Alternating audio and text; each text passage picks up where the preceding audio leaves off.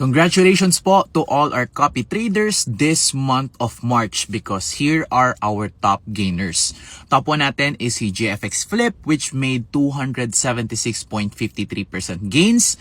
Number 2 si GFX Swing which made 30.93% gains. Number 3 si GFX Solomon made 30.36% gains.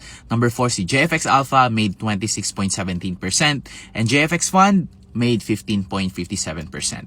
Again, congrats po sa lahat ng copyers and make sure to diversify the groups you copy from conservative, moderate to aggressive. And also, make sure to withdraw your profits regularly para ma-enjoy nyo rin, and at the same time for conservative ones, you can compound for long-term growth. Kasi yung results, it may differ from each and individual account depending on the time, day, and position na nag-copy kayo. And of course, the trading conditions. Again, congrats po sa lahat ng copyers natin for the month of March. Happy trading everyone and God bless.